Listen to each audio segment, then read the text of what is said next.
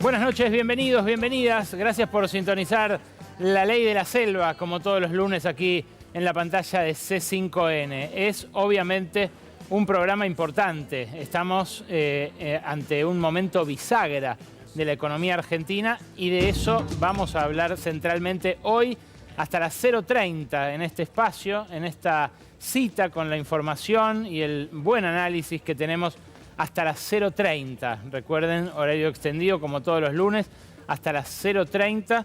Y hoy, además de con la economía, vamos a hablar de una carrera electoral que comenzó ayer. En un ratito, Lucía Isikoff nos expone las razones por las cuales Karina Milei fracasó en su debut como armadora política. ¿Qué pasó en Santa Fe? Que el candidato de La Libertad Avanza terminó tercero, lejos, bien lejos de las aspiraciones hegemónicas que tiene la ultraderecha en el gobierno.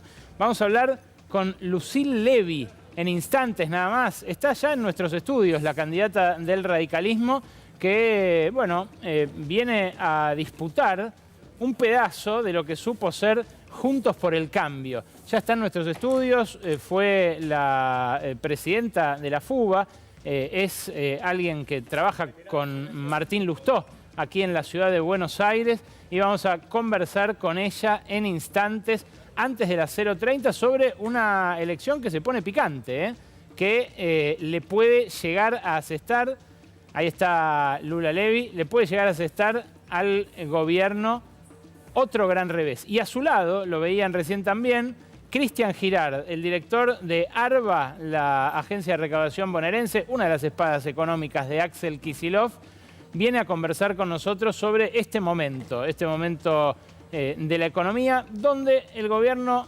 saca pecho, festeja, hasta canta canciones, como hizo el presidente hace un rato, Mandril, decime qué se siente. No sé si con demasiados elementos. Lo decía Pablo Dugan también. En un ratito vamos a hablar de Pablo Quirno, el monje negro de Caputo, que no solamente se ríe en las conferencias de prensa, no solamente se ríe del periodismo a través de las redes sociales, sino que se ríe de los contribuyentes, se ríe de los ciudadanos con, vamos a decir así, un acto de nepotismo del cual en un ratito te vas a enterar. Vamos a empezar por lo importante. Hoy, después de resistirse, después de negarlo durante mucho tiempo, el gobierno aceptó devaluar. Aceptó que el dólar oficial aumentara a 123 pesos, que superara los 1.200, un valor muy superior a los 1.070 que cotizaba el viernes cuando vendió 398 millones de dólares. Saquen ustedes las cuentas de lo que perdió solamente en el fin de semana. Pero que además implicó haber desandado promesas que hasta hace muy poquito tiempo hacía. El 6 de marzo, vamos a ver solamente el último de los casos porque hubo muchos, el 6 de marzo, el propio ministro de Economía, en la previa de la vendimia en Mendoza, decía esto. El tipo de cambio que se pregunta seguramente muchos, no va a pasar nada. No va a pasar nada con el tipo de cambio. Podría hablar una hora de la parte monetaria y cambiaria para explicarles en detalle. No para de cancherear, Caputo, ni siquiera habiendo tenido que dar el brazo a torcer. En aquella misma comparecencia en Mendoza, abundó, decía, no los quiero aburrir, pero igual lo hizo. Y explicó por qué no iba a pasar nada con el tipo de cambio. Hay un orden fiscal y monetario que hace que no vaya a pasar nada. Hoy la base monetaria amplia no llega a 7 puntos de producto, 6,7.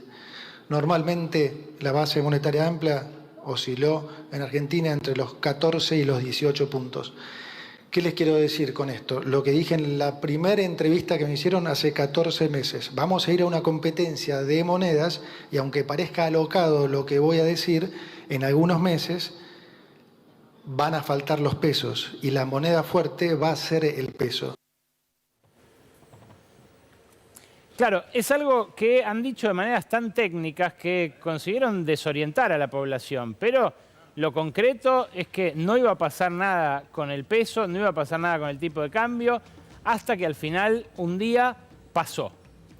Ese día fue hoy, fue el primer día de la post-tablita que rigió durante todo el gobierno de Milei, desde la devaluación con la que debutó Luis Caputo y que después fijó un aumento gradual del dólar en el mercado oficial, primero del 2% mensual el año pasado y ahora, desde el principio de este año, error para los mandriles que hoy le ganaron este set al gobierno en su partida de tenis imaginaria, redujeron al 1%. Claro, Milei ya cantaba victoria hace un mes y pico, cuando Caputo decía esto que dijo en Mendoza, cuando se difundió la inflación de febrero. Este hombre, Martín Botier, un economista de la consultora Anker, del equipo de Caputo y Pablo Quirno, también de Santiago Bausili, daba cuenta justamente del impacto que había tenido carne y derivados en la inflación de febrero. Decía, sin contar eso, la inflación en el segundo mes del año estuvo en el 1,8%. Milei, exagerando ese dato que daba Botier, que es un dato de la estadística, un dato que dio a conocer el INDEC, empezó a sacar sus cuentas estrambóticas, así como saca la potencia a la 12 de un índice mensual para decir que la inflación estaba al 17.000%, 18.000, 20.000, lo que sea. En este caso, lo que vaticinó, ahí sí, con algo de temeridad, es que en abril, mayo, se podía estar quebrando el 2% de aumento de los precios. Claro, quiso la fortuna que lo agarrara una corrida, casi inmediatamente después de que dijo esto, que esa corrida se llevara 2.500 millones de dólares de reservas del Banco Central y que encima en el medio estallara la guerra comercial de Donald Trump, que tiene todavía veremos, a toda la economía mundial, sobre todo a las finanzas, que claro, obviamente tienen mucho impacto en un país muy frágil desde el punto de vista financiero como Argentina. ¿Qué pasó con la inflación de marzo? Dio 3,7%, es el número más alto desde septiembre del año pasado. Es un número que no solamente es el mayor en el semestre, sino que además ahora potenciada por esta devaluación, la del dólar oficial de hoy, bueno, empieza a presionar sobre los precios de abril. Un abril que venía más tranquilo que marzo, pero que ahora va a acusar este impacto de la suba del dólar. Claro, el vaticinio de Milei es muy concreto. Fíjense de vuelta en el tuit. Dice, para abril-mayo se podría estar quebrando el 2% de inflación. Si dio 3,7 marzo sin devaluación, ¿cuánto va a dar abril? Hay algunas consultoras que empiezan a arriesgar más o menos lo mismo, pero dicen en mayo va a ser mucho más. Y claro, ese impacto es un impacto muy fuerte cuando uno mira que, por ejemplo, las paritarias están cerrando en torno al 1%. Pero el vaticinio que hace Milei, además, choca con la dinámica de los últimos meses. Mirá la escalerita de la inflación del INDEC, sin tener en cuenta las críticas que empiezan a llover sobre una canasta de consumos que empieza a aparecer algo desactualizada. Ese 3,7 de marzo, el que cantó el viernes pasado, fatídico para Milei y para Caputo, es mayor que el 2,4 de febrero, que a su vez es mayor que el 2,2 de enero. Pero si vos mirás todo el último semestre, en ningún momento consigue perforar esa marca de enero, la marca del mejor momento financiero, cuando el riesgo país parecía estar en zona de que iba a poder refinanciar la deuda, Milei. Claro, desde aquel septiembre del 3,5, perdón, desde agosto, porque septiembre fue más baja que marzo, desde agosto de 4,2, el gobierno no puede mostrar una baja sostenida de la inflación. Parece ser un piso fuerte que no consigue perforar, ni siquiera frenando el dólar para que aumente solamente el 1% mensual, ni siquiera frenando la nafta, ni siquiera frenando los salarios. Fueron muchas las anclas que intentó tirar Caputo sin éxito para comprimir todavía más la inflación. Cuando en un momento se dio cuenta de que no iba a poder hacerlo y cuando encima se dio cuenta de que se le estaban acabando las reservas, bueno, debió rendirse. Rendirse disfrazando la capitulación de triunfo, porque si no, no se explica esta foto que difundieron hoy después de haber cedido a lo que el Fondo Monetario venía pidiendo hace muchísimo tiempo. Esta foto, una foto de euforia total, donde se lo ve acá justamente a Pablo Quirno, ahí al ministro de Economía, acá al presidente, allí al chileno, al número 2 de Economía, José Luis Daza, allí a la vocera, una vocera que no ejerce mucho, francamente, se la vio después de mucho tiempo de ejercer el cargo, pero no tanto la vocería. En fin, lo de José Luis Daza, este chileno que trajo Caputo, que importó Caputo para apuntalar su política económica, es elocuente. Bien temprano, antes de que abriera el mercado, Antonio Laje le preguntó a dónde podía ir el dólar hoy y, sobre todo, cuánto podía pegar en los precios, que es lo que le preocupa a la mayoría de la gente. Él respondió esto. ¿Vas a mirar hoy con atención? Yo te pregunto, ¿qué va a pasar hoy? La verdad es que no sé y no me importa. Bien. Como dijiste, esto es el fin de una etapa y, más importante aún, el comienzo de una etapa extraordinariamente promisoria para la Argentina. Argentina es un país riquísimo, lleno de recursos, con un capital humano extraordinario, y el día de hoy es trascendental para poder empezar a utilizar todo ese potencial, integrarnos al mundo y liberar a los argentinos, francamente, de lo que es posiblemente uno de las necesidades más importantes, que es poder mover capitales hacia adentro, hacia afuera y hacer lo que quieran con su dinero. Claro, Caputo y su viceministro, Daza, también su equipo financiero, incluyendo al presidente del Banco Central, Santiago Bausili, son responsables de haber entregado miles de millones de dólares a un precio inferior al que cotiza hoy en el mercado oficial. Todos los que apostaron durante la semana pasada, la anterior y la anterior, a que lo que pasó hoy iba a pasar, ganaron. Ganaron porque se hicieron de divisas nuestras, de divisas que le vamos a tener que devolver al Fondo Monetario, la próxima generación y la otra, a un precio subsidiado con la nuestra. Pero no es tanto ese aumento del 12% que tuvo el dólar en el mercado oficial, que ahora vamos a ver, tiene un doble efecto porque tampoco termina de seducir a los exportadores, sino que lo significativo de hoy es lo otro, es el cambio de régimen. Es hasta qué punto aquel programa con los pros y los contras era el programa de Milei y de Caputo, y este es el programa del fondo.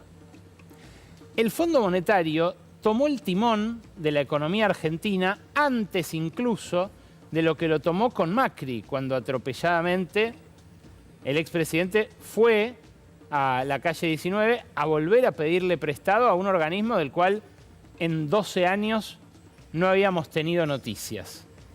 Lo de Kristalina Georgieva fue un juego de ajedrez muy puntilloso, muy minucioso, con equilibrio de poder entre el Tesoro de los Estados Unidos, la Casa Blanca, los gobiernos de Europa y, por supuesto, el gran capital argentino, que también juega en esto y que le pidió hoy al secretario del Tesoro que apoye no solamente en lo político, con una aparición como la que hizo, sino también con dinero contante y sonante. En realidad le fueron a agradecer, los grandes empresarios que se encontraron con Scott Bessent. Le agradecieron que le haya ordenado a Kristalina Georgieva poner la plata, aun cuando ella y el staff del fondo se impusieron con la condición de que la tablita no corría más.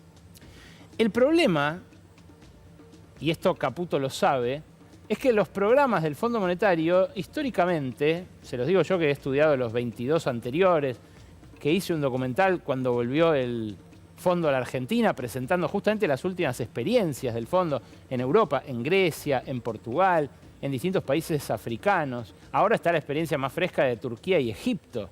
Pero siempre los programas del Fondo fomentan la devaluación e indirectamente la inflación. ¿Por qué indirectamente la inflación? Bueno, porque empujan el tipo de cambio, que obviamente pesa en la formación de precios, pero porque además, por ejemplo, empujan las tarifas al obligar a los gobiernos a reducir los subsidios. O empujan la tasa de interés, que desde la economía ortodoxa suele verse como una forma de combatir la inflación, pero que para un pequeño empresario de un país periférico como el nuestro, funciona como un costo. ¿Qué pasa con las tasas de interés que hoy aumentaron para las pymes, por ejemplo? ¿Qué generan en un empresario cuando la cuenta de intereses le llega más alta al final del mes? ¿No genera una inercia inflacionaria adicional? Bueno, sí, lo que está estudiado es que eso es lo que termina ocurriendo. Pero claro, el Fondo Monetario hizo un primer desembolso inédito por lo cuantioso. Lo que puso el Fondo Monetario en lo que va a llegar mañana, pero lo que ya acordó el staff y lo que se anunció el viernes desde Washington, es que va a enviar 15.000 millones de dólares, primero 12.000, el 60% del acuerdo comprometido, y luego 3.000 más contra el cumplimiento de la primera tanda de metas. Fíjate esto que hizo la consultora 1816, el próximo gráfico, que muestra hasta qué punto es inédito, por lo cuantioso, lo que el Fondo Monetario le pone a la Argentina. Acá tenés el porcentaje del monto total de cada programa que otorgó el Fondo Monetario a los países. En general, lo más habitual es que le gire entre el 10 y el 20%. Ahí está la columna más grande, ¿no? Mostralo completo, así se puede ver la comparativa. La mitad de los programas entregan entre el 10 y el 20%. La barra azul son los programas firmados desde el año 2000, o sea, 311 programas. La barra amarilla son los más recientes, desde Macri para acá. No cambió gran cosa la situación, pero la mitad entregaron entre el 10 y el 20% del monto total, o sea, serían entre 2.000 y 4.000 millones de dólares. Un tercio entregaron, entre el 20 y el 30% entregaron un cuarto y un quinto. Si tomás los acuerdos hechos desde el 2000, es uno de cada 5, y si tomás los más recientes, es uno de cada 4. Entre el 30 y el 40% del monto total lo dan menos ya, el 10%. La mitad la dan menos todavía. Y los que reciben como Argentina entre el 50 y el 60% son apenas el 2% de los acuerdos más recientes o el 3% de los programas firmados durante el siglo XXI. El apoyo que se materializó hoy en la presencia del secretario del Tesoro en Argentina también se materializó en este espaldarazo del Fondo Monetario. Es de necio negar eso. Realmente, Milei, cuando dice me quieren dar un golpe de Estado o me intenta desestabilizar, nos está tomando de giles, porque pocas veces hubo un apoyo tan cerrado del establishment internacional, del gran capital local, de los poderes fácticos, de jueces, fiscales, medios de comunicación, incluso gremios, diría, a una gestión como esta, ¿no? Más allá del paro de la semana pasada, en buena medida un saludo a la bandera. Lo que evidentemente ocurre con Milei es que le intervinieron la gestión, pero que esa intervención se le puede volver en contra en un contexto de muchísima inestabilidad a nivel global. Claro, lo que establece este nuevo régimen es una banda de flotación. Se dijo muchísimo, muchísimo esta expresión en este último tiempo. Las bandas de flotación en realidad son algo muy usado en distintos países, pero que en Argentina las últimas veces que se probó no funcionó. ¿Qué es una banda de flotación? Un rango en el cual el Banco Central no interviene. En este caso es raro porque medio que queda habilitado a intervenir por la letra del acuerdo, pero el oficial venía acá, en la línea celeste, el paralelo se estaba disparando a un nivel muy cercano a la que ahora fijaron como banda superior, 1.400 pesos, y después eso va a ir aumentando mensualmente el 1%. La banda de abajo también va a ir bajando mensualmente el 1%, o sea, se abre la banda. ¿Lo podrán mantener ahí en el medio? Bueno, es una banda lo suficientemente amplia como para que esto se parezca a una flotación libre, sin bandas. De hecho, al cabo del día de hoy, terminó más o menos en el medio de la banda.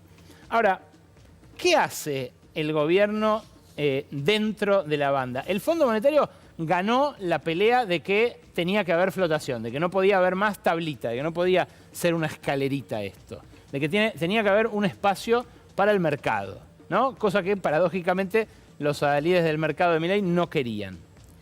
Ahora, tener el piso bajo para salvar el relato del gobierno de que se puede ir a 600 y qué sé yo, no quiere decir que lo vayan a llevar ahí.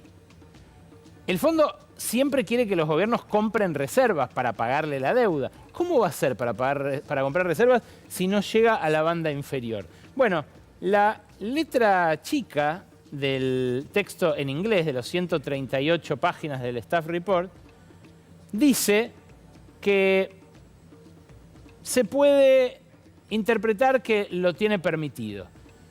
En el texto del Fondo Monetario, ahora vamos a lo que dijo Morgan Stanley, en el texto del Fondo Monetario queda habilitada una banda rarísima, una banda en la cual adentro, donde supuestamente hay juego para que fluctúe libremente, también puede intervenir el Banco Central.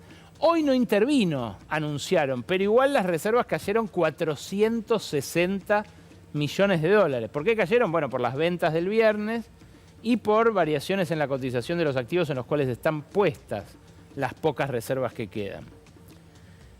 Lo que dicen los analistas más finos del mercado cambiario es que en realidad va a haber una subbanda, una especie de mini camino de fluctuación entre 1.200 y 1.300 y que el Banco Central va a operar arriba y abajo de esa banda para intentar comprar las reservas que quiere el Fondo Monetario que el Banco Central compre, pero para a la vez evitar fluctuaciones muy bruscas durante la cosecha gruesa por lo menos. ¿Por qué digo durante la cosecha gruesa? Porque durante la cosecha gruesa siguen llegando dólares. Y por eso, ahora sí, mostremos el texto de Morgan Stanley. Hoy este banco de Wall Street sacó este informe directamente casi de ludópata, diciendo vamos all in, going all in, decían, respecto de los activos argentinos. Claro, es ir all in a una ruleta que ya sabés que en las primeras ruedas te va a dar ganador, porque efectivamente hoy empezaron a entrar los tractores, las cosechadoras a los campos más importantes de la pampa húmeda para empezar a levantar la soja, la cosecha gruesa, la famosa cosecha gruesa de la soja que durante los próximos 3 meses va a traer un montón de dólares al país. ¿Los liquidarán o no? Ahora vamos a eso.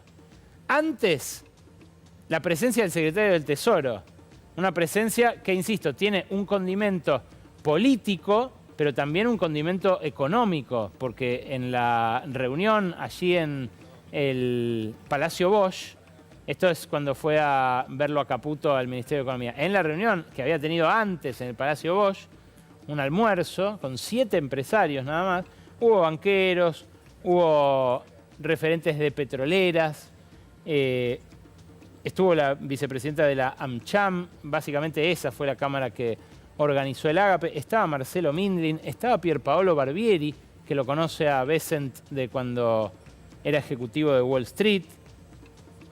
Ahora, los dólares siguen siendo algo escaso, aunque venga ahora la cosecha. Este equipo económico ya se fumó la super cosecha del año pasado, que fue mucho mayor que la de 2023. Luego el blanqueo de capitales. Ahora pretende usar la cosecha para estirar la situación hasta las elecciones. Y luego tiene el colchón del Fondo Monetario. Ahora, mirá lo que pasa con los depósitos en dólares. Los depósitos en dólares aumentaron mucho con el blanqueo, pero después empezaron a sangrar. Y este gráfico que también hizo, en este caso, la consultora 1816, es espectacular porque muestra cómo en el blanqueo de Macri fue más gradual el incremento de los depósitos en dólares, pero todo el tiempo se mantuvo para arriba. En este caso, hubo un periodo en el cual entraron un montón de dólares, pero después cayeron y cayó un tercio de lo que había entrado.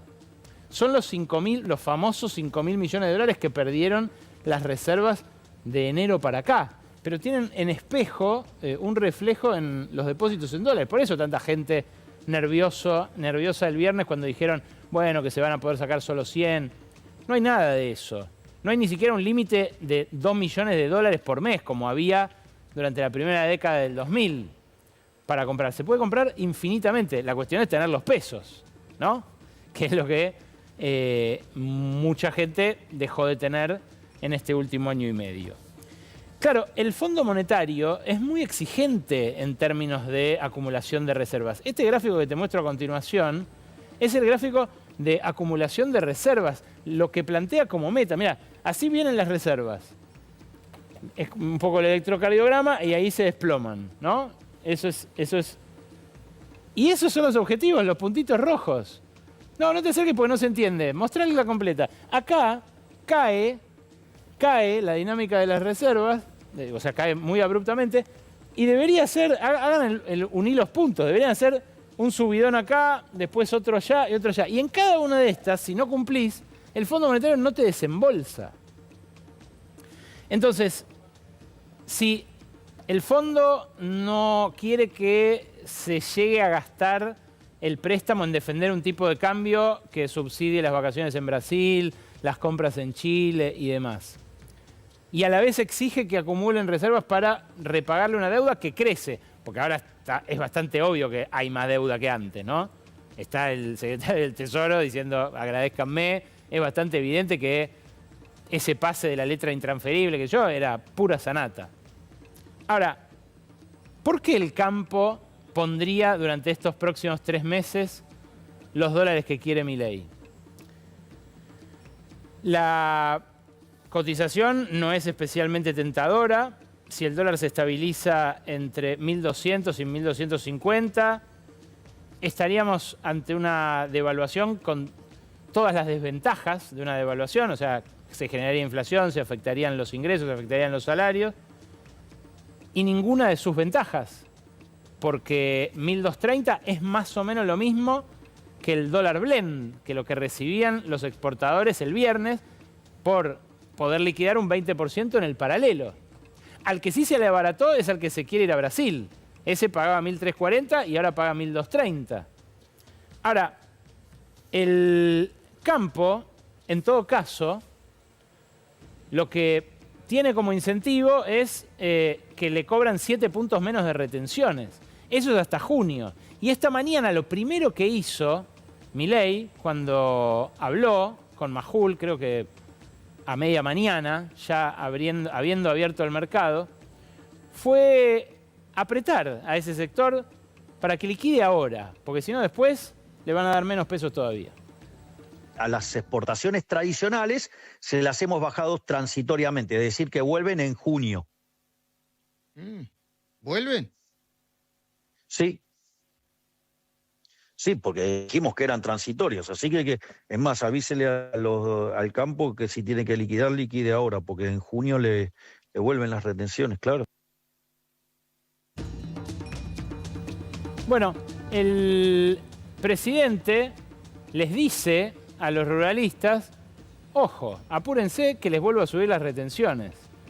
Les está diciendo eso el mismo día en el cual los proveedores le dijeron que el nylon vale 20% más, que las semillas valen 20% más, que los fertilizantes valen 20% más, porque muchos de ellos tienen incluso las listas en dólares de los insumos. Y claro, eso se traslada directamente, ni siquiera se tiene que trasladar. Te lo cobran en dólares, al tipo de cambio oficial, era 1.070 el viernes, es 1.230 hoy. A ese que se le comprime la rentabilidad por aumento de costos, a ese al que no le dan más pesos por dólar de lo que le daban el viernes, salvo que siga subiendo mañana. ¿Cuál es la herramienta para convencerlo? Apretarlo. Decirle, mañana va a ser peor, apurate. Eso es lo que está tratando de hacer el gobierno, medio al estilo de los dólares soja por tiempo limitado que daba Sergio Massa. No dieron buen resultado, ¿eh? En realidad, la apuesta de fondo del gobierno es restablecer la bicisenda financiera.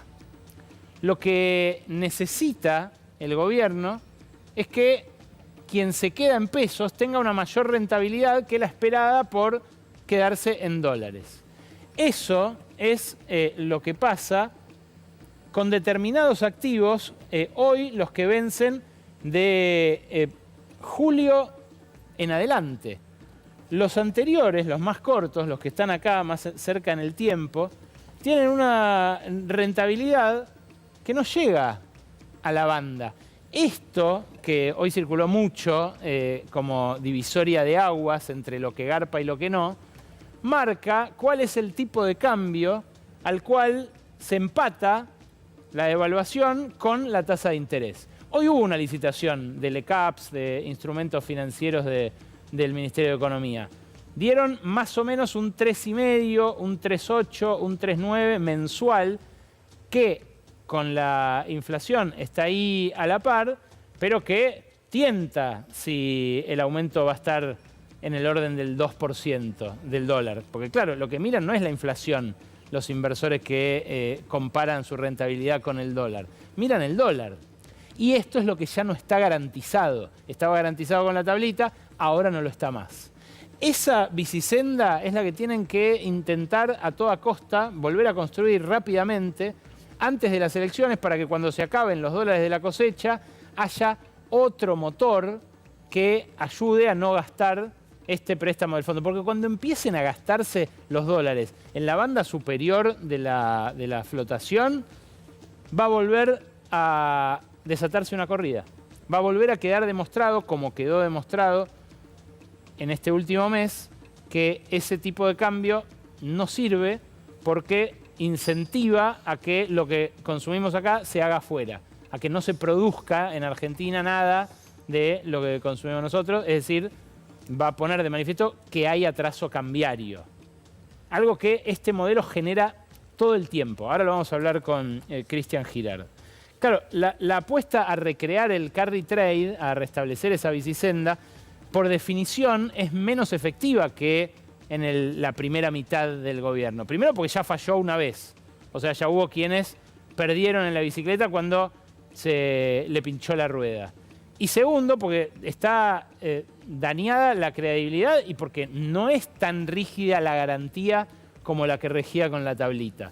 ¿Volverán a apostar a esa bicicleta? No lo sabemos. Eso es lo que procura instalar, esa confianza es la que procura generar el gobierno con sus canchereadas, con la euforia, con la foto hoy del Ministerio de Economía, recibiéndolo a Milei. Ahora, algo que señaló Carlos Maslatón, que me parece interesante subrayar, en ninguna de las bicicletas financieras que hubo antes en la Argentina, los que hacían la bicicleta se jactaban de esto. No era habitual que uno escuchara a gente decir, che, ¿cómo me estoy forrando de guita con la timba, con la bicicleta? Francamente es una novedad muy de esta época, ¿no? Del inconsciente a flor de piel, a la intemperie, que muchas veces emerge en las redes sociales. Pero lo que ocurre con esos ciclistas financieros es simétricamente opuesto a lo que ocurre con los salarios. Y los salarios hoy quedaron tan desfasados de los precios en la Argentina que no extraña esta debacle ya secular, porque fíjense, es algo que viene de muchos años, en la participación de los asalariados en el ingreso. Esa participación de los asalariados en el ingreso va a seguir cayendo este año y el año que viene, en la medida en que los precios son inalcanzables y en la medida en que la caída de los ingresos reales va a seguir frenando la economía, porque cae el consumo de yerba, cae el consumo de leche, cae el consumo de carne, y cuando empieza a recuperarse vuelve a subir el precio y vuelve a caer el consumo. Es una espiral sin fin realmente. Pero antes de ir a la conversación sobre esto con Cristian Girard, un parrafito sobre Pablo Quirno, el secretario de Finanzas. Pablo Quirno está en la foto de la euforia, esa, pero Pablo Quirno el viernes a las 3 de la mañana escribió esto. Yo había hecho una reflexión sobre los anuncios, que ustedes pueden compartir o no, pero que me parece que se ciñe bastante a los hechos. Devalúan la moneda por segunda vez en 1 año y medio, tras haberlo desmentido durante semanas, lo hacen un viernes a la noche, luego de conocerse la inflación más alta en el semestre, mucho mayor que la prevista. Nos endeudan nuevamente con el FMI, todos datos de la realidad. No sé de qué se ríen. El secretario de Finanzas, a las 3:08 de la mañana, respondió que se reían de mí, lo cual hasta sería jocoso. A mí me gusta hacer reír a la gente. Ahora, me llamó la atención de Quirno, que era un funcionario serio, antes de convertirse en un troll de las redes, justamente que él intente llevar tras de sí la atención, siendo que su trayectoria, no sé si lo avala a reírse, o más bien sí, muestra que se viene riendo hace un tiempo largo. En su gestión anterior con Caputo, luego de pasar por la Secretaría de Finanzas y de haber sido jefe de gabinete del entonces ministro de Finanzas de Mauricio Macri, su hijo Pablo, uno de sus 2 hijos, pasó de ser jefe de gabinete en la Secretaría de Relaciones Económicas Internacionales a ser subsecretario de Relaciones Económicas Internacionales de esa misma secretaría. Tenía solo 26 años. Supongo que será un joven muy talentoso. Pero por esos días, Quirno padre pasó del Ministerio de Finanzas a una silla en el directorio del Banco Central. Estuvo 3 meses nada más, entre julio y septiembre de 2018, cuando finalmente el Fondo Monetario le pide la cabeza de Caputo a Macri y le dice: no lo quiero ver más. Se fumó un préstamo récord que encima dimos contra todas nuestras regulaciones. El 3 de septiembre, Pablo Quirno, padre, autorizó a Brubank a operar como banco comercial. Tenemos el acto administrativo mediante el cual lo hizo desde el Banco Central. Fue muy poquito antes de que renunciara al cargo, porque esto ocurrió el 3 de septiembre y Quirno renuncia el 26 de septiembre a su cargo como director en el Banco Central. ¿A qué no saben quién había trabajado con el que en ese momento era el nuevo jefe, reciente fundador del Brubank y anteriormente ejecutivo muy importante para la banca local como CEO del Citi? Me refiero a Juan Brullú. Sí, con Juan Brullú había trabajado su hijo Pablo. El mismo que, seguramente por sus propios méritos, se ganó el puesto de primero secretario y luego subsecretario de Relaciones Económicas Internacionales. ¿Y a qué no saben a dónde fue a trabajar Pablito? Perdónenme que le diga Pablito, pero es el mismo nombre el que le puso a su hijo Quirno, diván aparte. ¿A qué no saben dónde se fue a trabajar Pablito después de que toda esa aventura terminó y que lo invitaron a irse de la Cancillería en 2020 porque había terminado el gobierno de Macri? Sí, adivinaron. Al Brubank. Pablo Quirno, hijo, luego de haber sido nombrado en un cargo mientras su padre autorizaba el Brubank como banco, como director en el Banco Central, se fue a trabajar en el Brubank. Estas cosas, seguro que fue por mérito propio, lo de Pablito, pero estas cosas el macrismo las definía con una expresión: conflicto de intereses. Es el nombre del programa de Juania Morín. Un fiscal avispado encontraría por lo menos 3 o 4 presuntos delitos en esto, empezando por negociaciones incompatibles con la función pública, sobre todo siendo que el Brubank después terminó siendo tan pujante. Le terminó yendo tan bien como fintech. Hay otro hijo de Pablo Quirno que vive en Nueva York. De él y del padre, por supuesto, vamos a hablar el lunes que viene. Cristian Girard es una de las espadas económicas de Axel Kicillof, el que le cuida los pesos, ni más ni menos el que se los junta. Director general de ARBA, gracias por venir, Girard. Gracias, Alejandro, por invitar. Bueno, expuse un rato sobre lo que creo son los puntos nodales de este cambio de régimen, pero la primera pregunta, la que se impone, sobre todo, me imagino, en el territorio bonaerense, es ¿hasta qué punto esto va a repercutir en los precios, en la vida del que no compra dólares? Creo que es unánime el consenso respecto de que la suba del tipo de cambio oficial va a generar inflación, sobre todo en los primeros 2 meses. Ahora estamos hablando del consenso en torno al 5% cada mes, con lo cual es esperable que rápidamente empeore la situación entre los trabajadores, los jubilados, entre la mayor parte de la población en la provincia de Buenos Aires, en un contexto donde la situación ya es delicada y muy deteriorada, ¿no? El otro, siempre lo plantea Axel, 1 de cada 2 máquinas están paradas en Argentina. Hay, desde que asumió Milei, aproximadamente 115.000 nuevos desocupados, y si tomamos en cuenta la gente que busca más trabajo, ocupada o subocupada, hablamos de 445.000 personas que empeoraron su situación en el mercado de trabajo. Hay una caída del salario que por momentos perdió por goleada con la inflación. La pérdida acumulada desde que gobierna Milei es de 1.800.000 pesos en promedio por trabajador. Son 1.500 dólares que han perdido, que le falta a la gente que no la tiene en el bolsillo porque ha perdido poder adquisitivo este año con el programa anarcocapitalista libertario de Milei. Ha pagado un enorme costo la población, los jubilados han perdido un haber completo. A pesar de estar 18% abajo del momento de inicio, en el camino se perdió un haber completo. Es como si no le hubieran pagado la jubilación un mes a los jubilados, le sacaron los medicamentos, la clase media tiene que bancar ese ajuste sobre los jubilados. Y todo ese esfuerzo, todo ese sacrificio, ¿para qué? Ha fracasado estrepitosamente el programa económico de Milei y de Caputo. El acuerdo con el Fondo Monetario Internacional, te escuchaba atentamente a vos, no deja lugar a dudas. Ha cambiado el mando.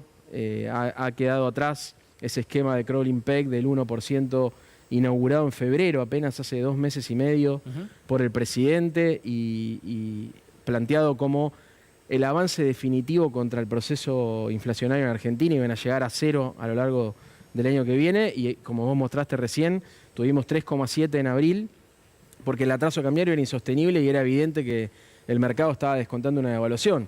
Después siempre queda la duda de cuántos sabían y a quiénes le avisaron que iba a pasar esto, porque siempre hay negocios, mucha plata en las cuentas, muchos negocios, poca empatía con la gente.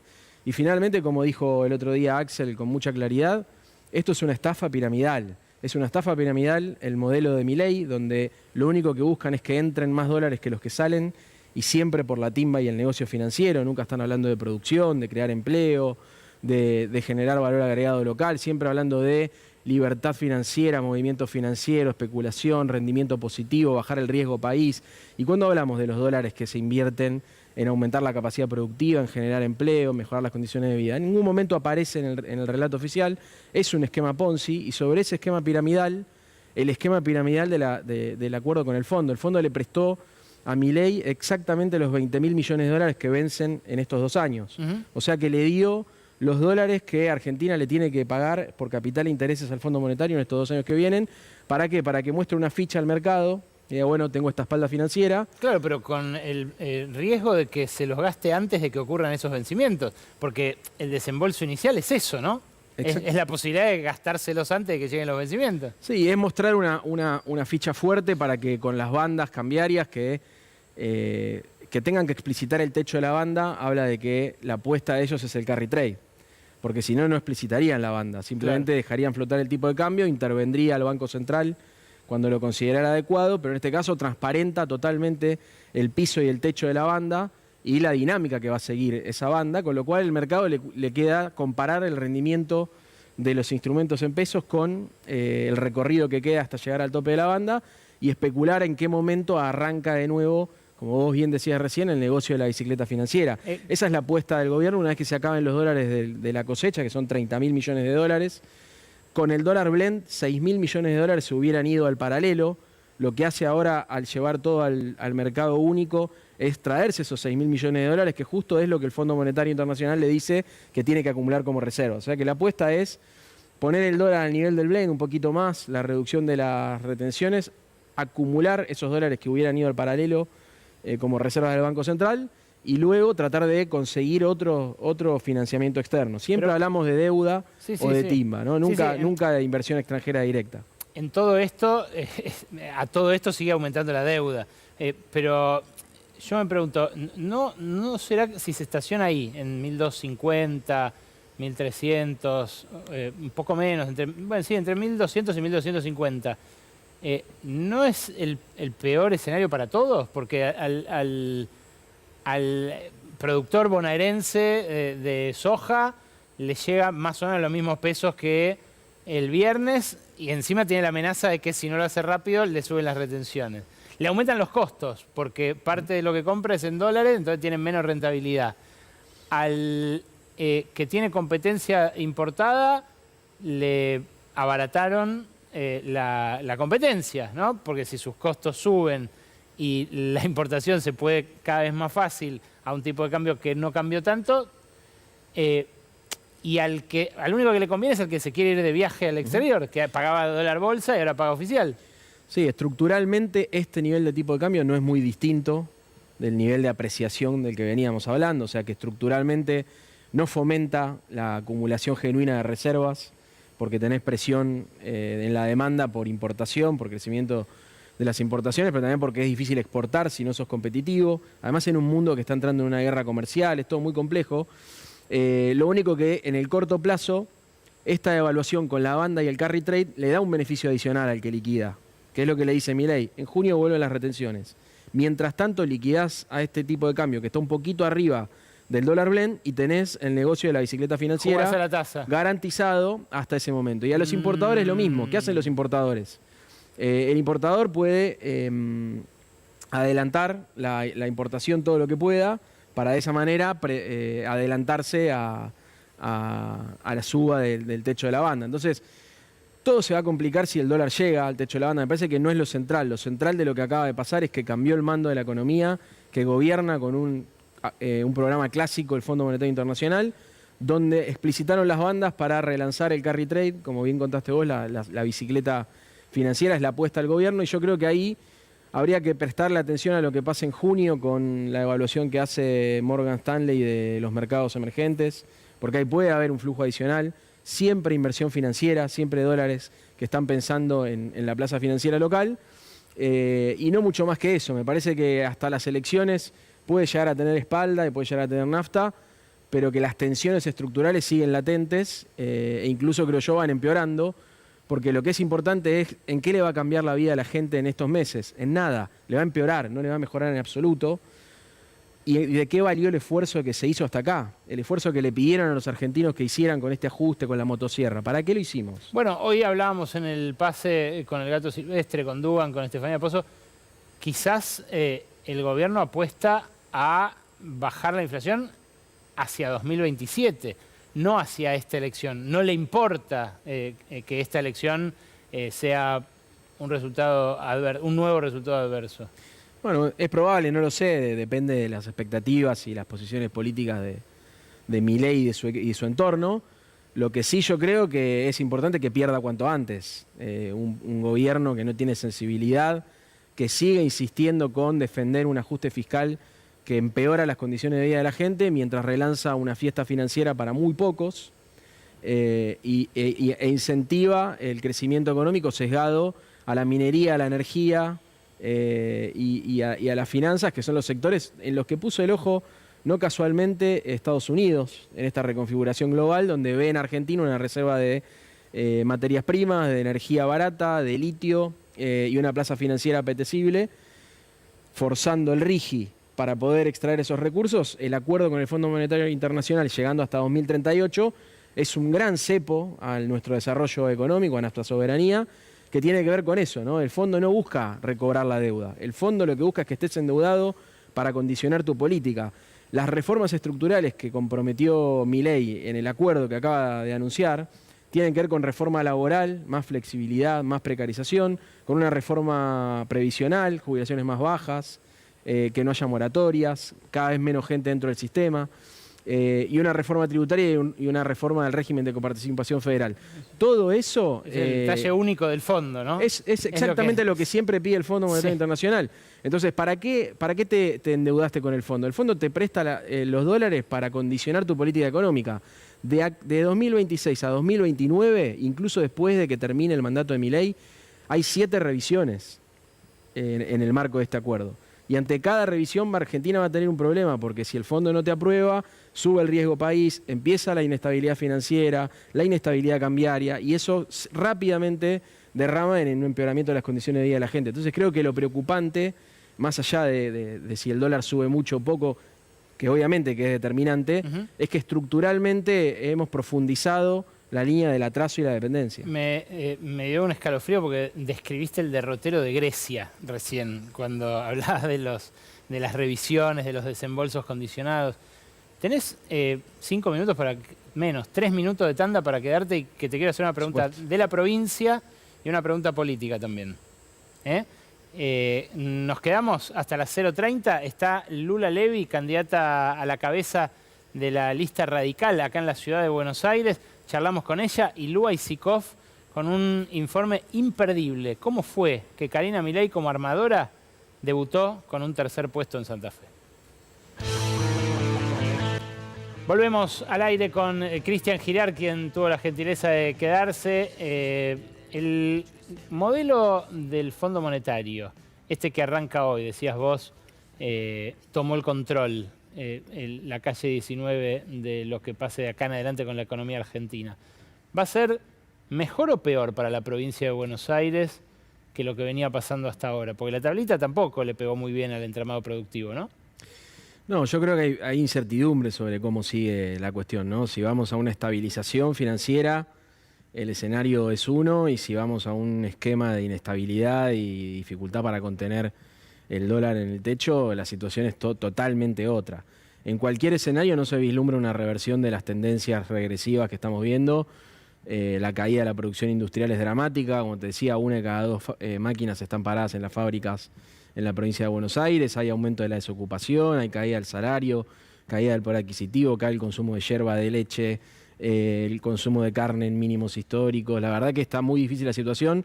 Si le sumamos que los servicios públicos aumentaron 600% del gas, 600% del agua, 300% la energía eléctrica, la verdad que el cuadro es muy complejo para la gente en la provincia de Buenos Aires, y en eso el rol del gobierno de la provincia de Buenos Aires es todo lo central que puede ser, ¿no? Obviamente, la cuestión macroeconómica es muy fuerte. Si bien nosotros apostamos, Axel permanentemente lo dice, a construir un escudo para contener el impacto negativo de las políticas de Milei, en un momento esa realidad es desbordante. Así que apelamos a que haya una reflexión. Lamentablemente el Fondo Monetario retoma el control pleno de la política económica, lo había tenido en un momento con Macri, pero hay que decir que hay una continuidad desde el 2018 donde se está llevando a cabo un programa de transformación estructural y de reforma que tiene que ver con la visión que tiene el Fondo Monetario para Argentina. Ahora, Cristian, vos sacaste una cuenta la semana pasada o la anterior, no me acuerdo, que exhibe que no es solo contra Buenos Aires. La motosierra les quitó ¿cuánto a las provincias? Las provincias perdieron por coparticipación 12.000 millones de dólares aproximadamente desde que gobierna Milei, y a eso le tenés que sumar la caída de recursos propios, ¿no? Eso es lo que viene de la coparticipación. De lo que viene de la coparticipación, 12.000 millones de dólares de pérdida de recursos para las provincias. Eso es trasladar el ajuste a los gobernadores, y a eso sumarle que no hay obra pública en el territorio y que además cae la recaudación provincial porque la caída de la actividad son menos ventas y por lo tanto menos impuestos recaudados. La verdad que la situación, el cuadro es complejo, es muy antifederal, es muy centralista en el manejo de la política fiscal y para colmo está haciendo un ajuste cada vez más fuerte que está decidido a sostener a toda costa. Entonces realmente es complejo. Voy a hablar ahora con Aisikov de la elección de ayer en Santa Fe, luego con Lucille Levy de la elección en la ciudad de Buenos Aires. A la elección bonaerense o a las elecciones bonaerenses, porque se van a desdoblar, ¿llega unido el peronismo? Esperemos, sí. Siempre apelamos a la unidad y a la construcción de un peronismo amplio, unido y fuerte para que no entre la motosierra en la provincia de Buenos Aires, como dice Axel. Ese es nuestro objetivo. ¿Y es el de todos? Creo que sí. Creo que todos los que sufrimos las consecuencias de esta política económica queremos que esa política no entre en la provincia de Buenos Aires, que hoy es un bastión de resistencia frente a este proyecto transformador de reformas ultraliberales de mercado. Y creo que hay plena conciencia en el campo popular de que es así, de que Axel representa eso. Nosotros seguiremos dando las batallas, poniendo el cuerpo con la conducción de Axel, que creo que está mostrando los resultados en la provincia en estos 5 años, habiendo reelegido el año en el 2023. El todos y todas no lo agarraste, lo soslayaste a propósito. Sí, yo creo que el peronismo es el movimiento nacional y popular con mayor capacidad de clarividencia respecto de la importancia que tiene esta elección y la oposición a este modelo. Nosotros desde el primer día estuvimos en Provincia de Buenos Aires siendo oposición a Milei. No hubo nunca una especulación de parte de Axel en relación a la cuestión, así que seguiremos trabajando. Nosotros todos los días dejando todo en esta gran responsabilidad que a mí me toca por mandato del gobernador y a Axel por mandato popular. Esperemos honrar esa elección del pueblo para hacer una buena gestión. Girard, gracias por venir a La Ley de la Selva. No, gracias a ustedes, Alejandro. Con Aisikov me voy a encontrar para hablar de un debut fallido.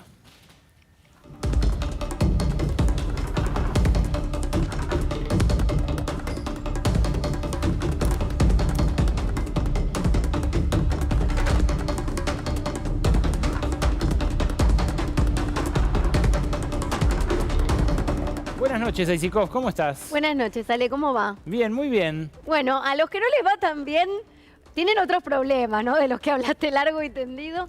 Pero eso los libertarios en su debut electoral. Ayer se votó en Santa Fe a las 69 personas que van a tener una labor, vaya si no es importante, que es reformar la Constitución de la provincia. Digo, se hizo toda una campaña con un peso, digo, épica, diciendo, bueno, vamos a reformar la Constitución, una Constitución que desde el 94 no fue tocada, no fue modificada. Y la verdad es que los libertarios salieron terceros cómodos.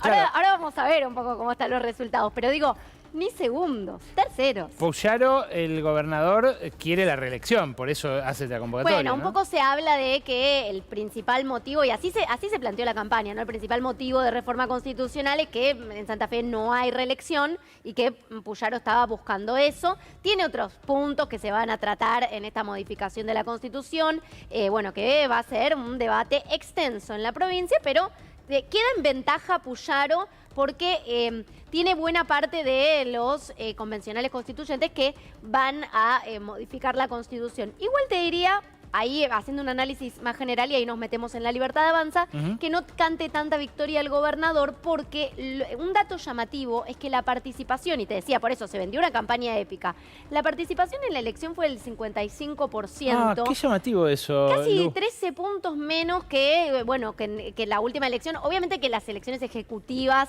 digo, la elección a la gobernadora en general tienen Claro. una participación mayor, pero digo, cayó mucho la participación.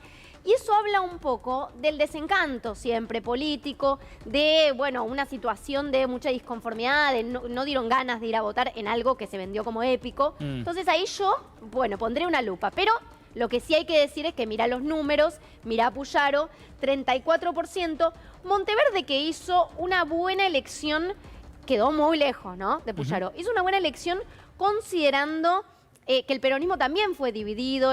Ahí, bueno, tenemos el tema de la división del peronismo. Si bien Monteverde logró aglutinar a la gran mayoría del peronismo, no pudo cerrar con Lewandowski, que quedó quinto. Y también, bueno, está Zuckerman, que quedó más atrás con muy poquito porcentaje, pero hubo unos sectores que no se pudieron unir y entonces no le hace un peso como oposición mirando este resultado real a Puyaro. Le fue muy bien en Rosario, por lo que vi, a Ciudad Futura, a Monteverde, bueno, claro, sí, que es su lugar, ¿no? Es su lugar.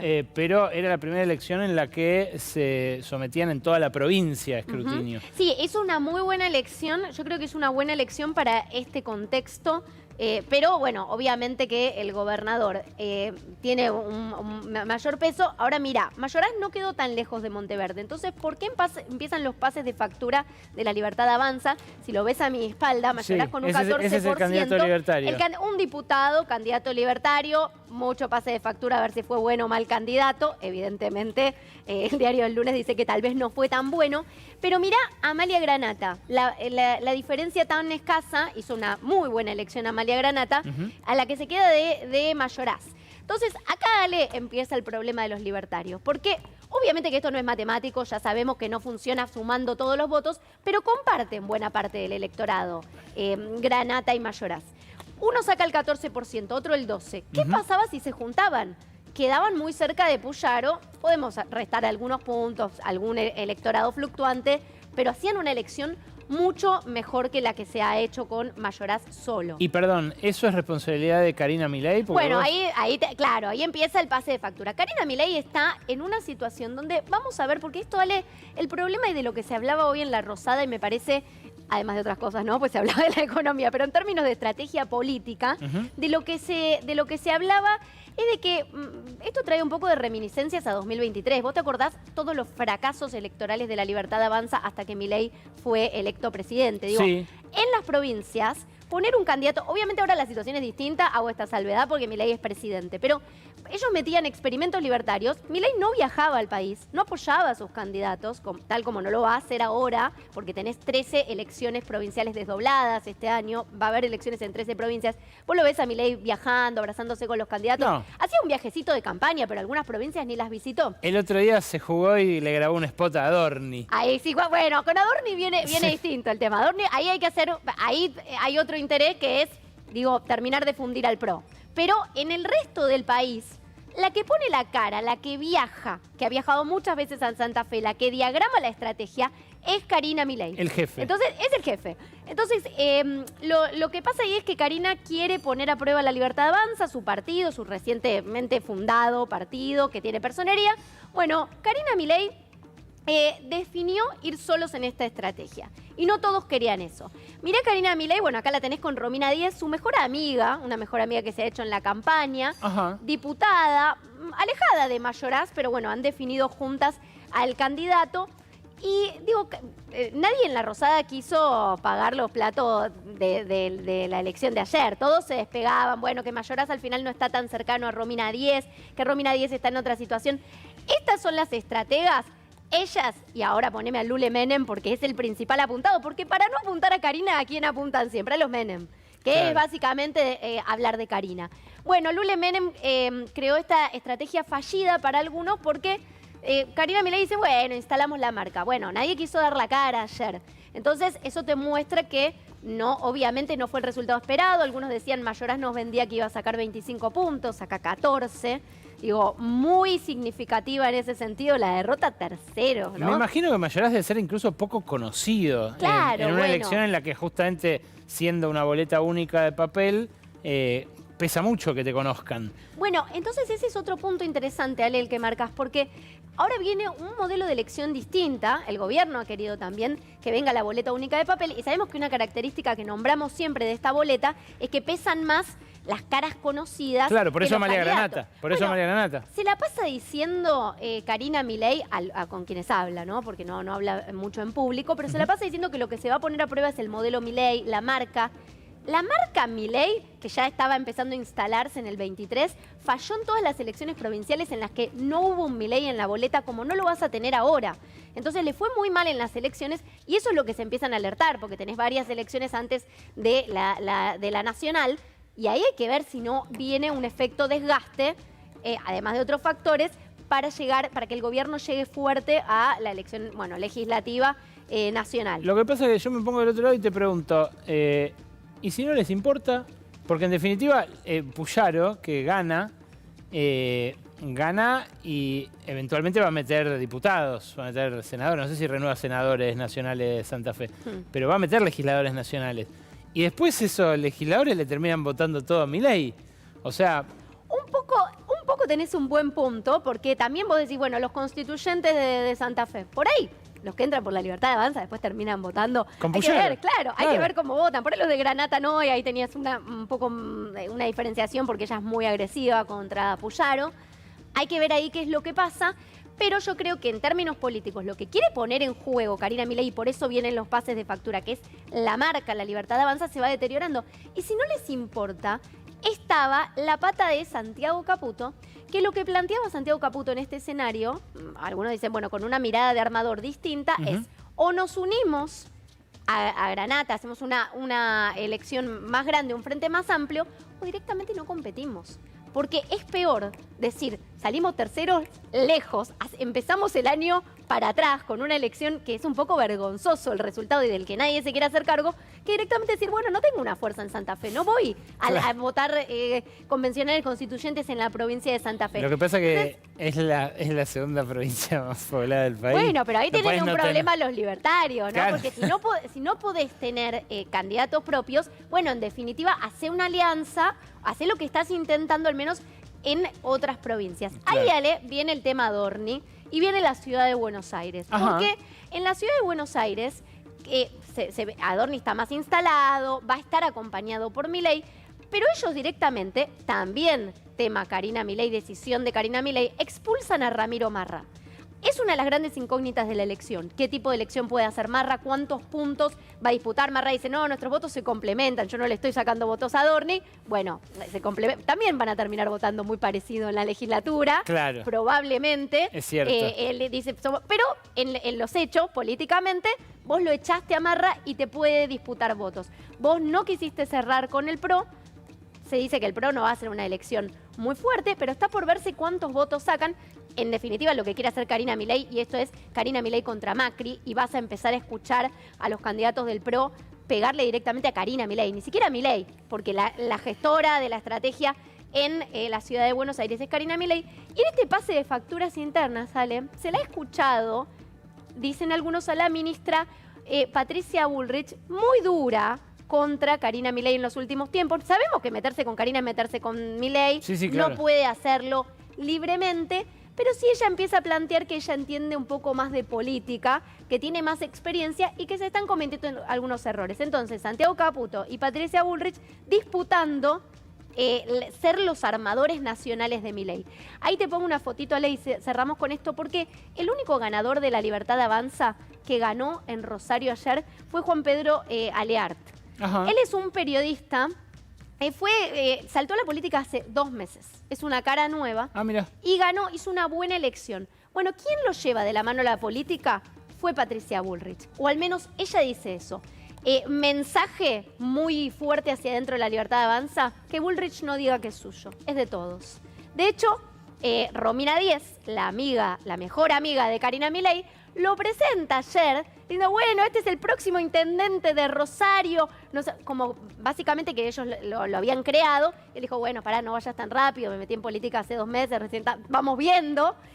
Pero bueno, mucho entusiasmo en aferrarse a una sola ciudad en la que hicieron una buena elección con este dirigente que salta de la mano de Bullrich, tiene una mirada, digamos, libertaria, se hizo muy conocido en los últimos meses porque se viralizó una entrevista suya donde él cuenta abusos intrafamiliares que sufrió de chico. Digo, muy fuerte, realmente fue muy fuerte ese testimonio.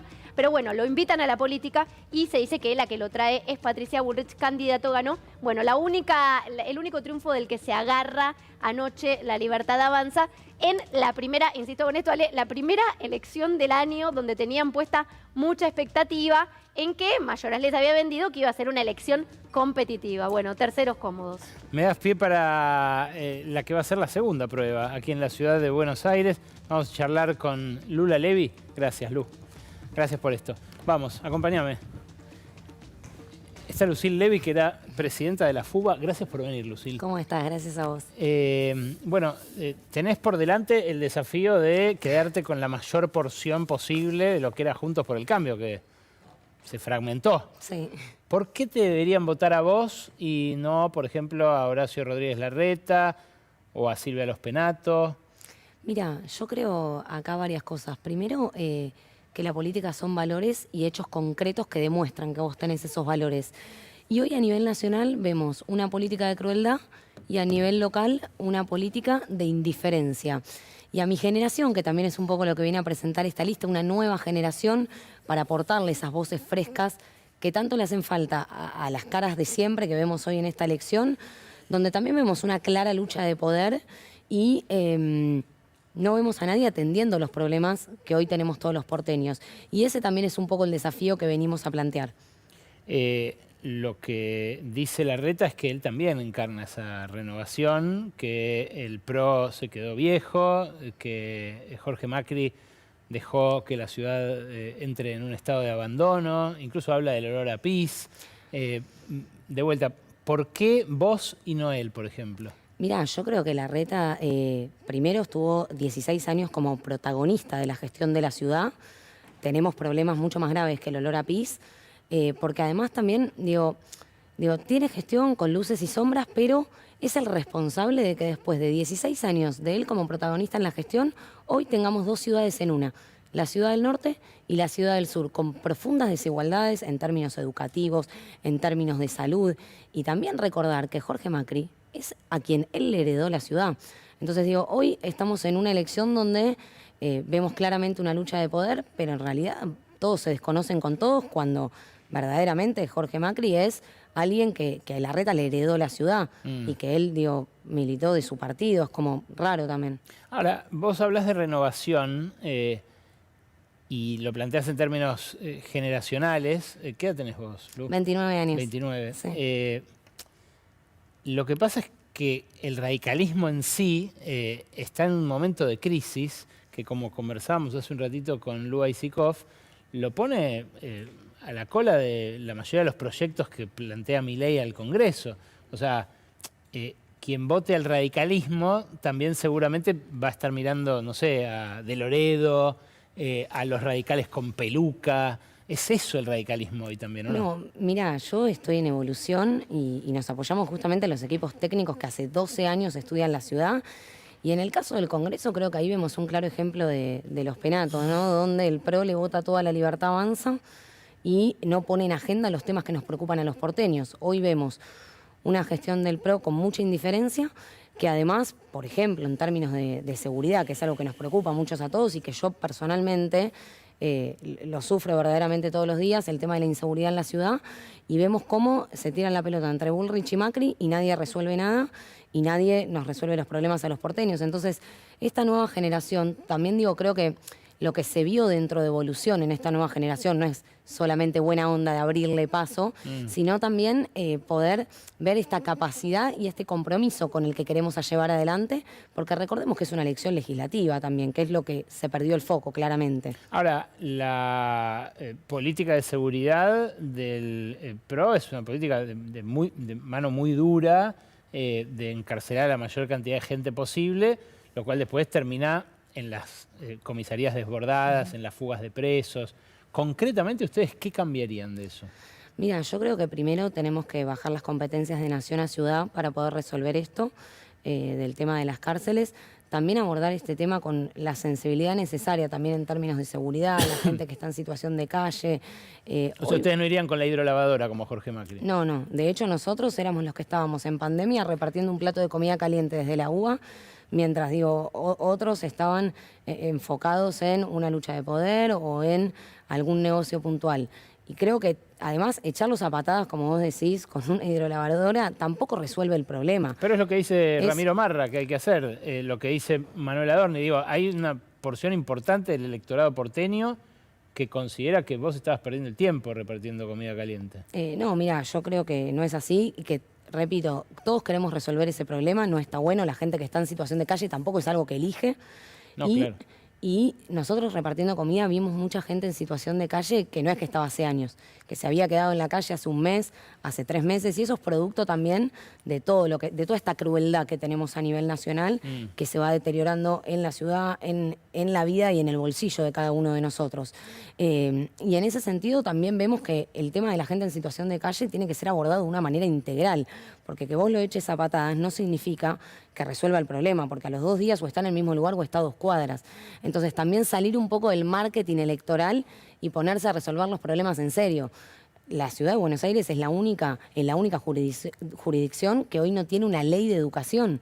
O sea, miremos cómo claramente no es una prioridad que somos el único distrito de todo el país que no tenemos una ley de educación con políticas educativas a largo plazo, que no dependan del gobierno de turno, que vengan y que le devuelvan sobre todo a la escuela el sentido que es enseñar, porque hoy asumen millones de tareas que no les corresponde, y por eso hay que fortalecer equipos interdisciplinarios, hay que jerarquizar a los docentes, pagarles mejor. Bueno, es toda una propuesta integral, que esto es lo que nosotros queremos poner en el centro de la agenda. No aprovechar esta elección para una lucha de poder, sino para poner en el centro de la agenda pública lo que tanto necesitamos como porteños para generar una ciudad más justa, más igualitaria, porque la verdad es que la ciudad es hermosa, pero vemos mucha desigualdad. ¿Alguno de tus compañeros de la UBA, de la gente que participa en otras universidades públicas, crees que podrían votar por Ramiro Marra o por Manuel Adorni? Digo, porque es evidente que el corte generacional los incluye, ¿no?, en esa propuesta.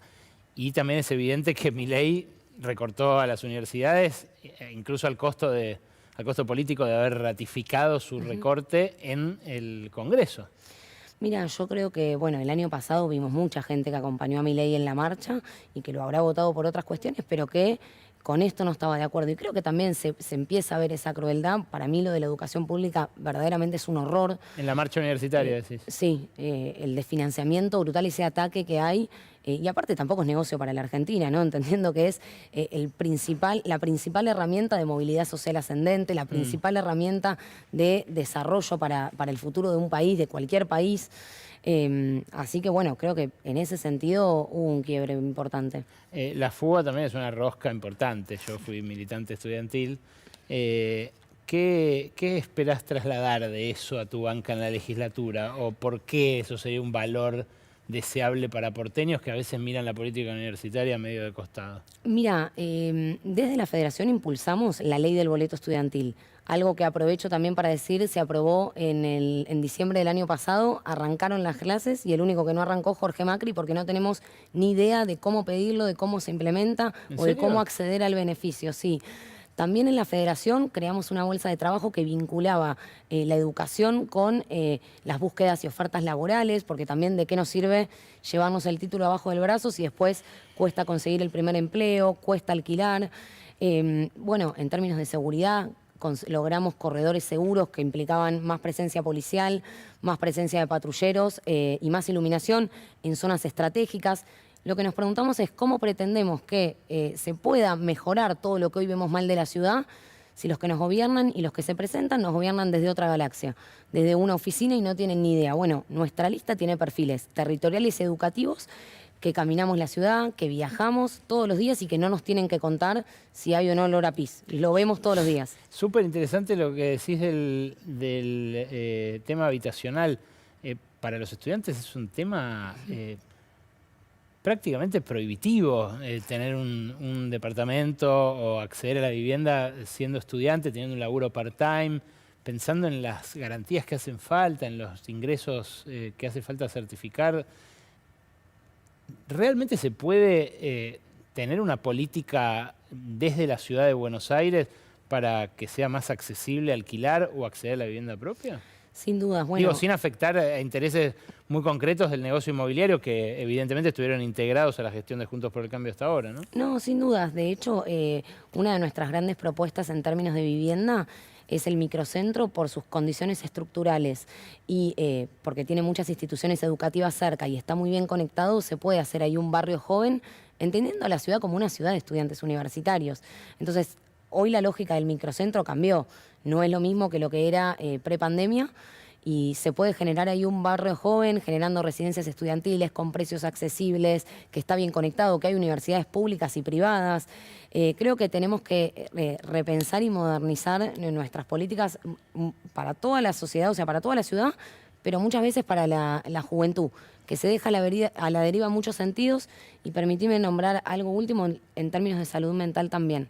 Es algo transversal a todos los sectores, pero a los jóvenes nos dejan a la deriva. De hecho, 7 de cada 10 estudiantes de secundario dicen sufrir depresión, ansiedad o no tener ganas de hacer algún plan, y hoy en las escuelas tenemos un colapso en ese sentido y tenemos que fortalecer los equipos interdisciplinarios, pudiendo tener un psicólogo por escuela que trabaje junto con un trabajador social, con un psicopedagogo y que pueda atender a las necesidades que hacen hoy a la educación. Lula, gracias por venir. Gracias a vos. Con ustedes me reencuentro el próximo lunes, como todos los lunes aquí de 23 a 0:30 en este espacio de reflexión, análisis, debate, entrevistas, llamado La Ley de la Selva. Hasta entonces.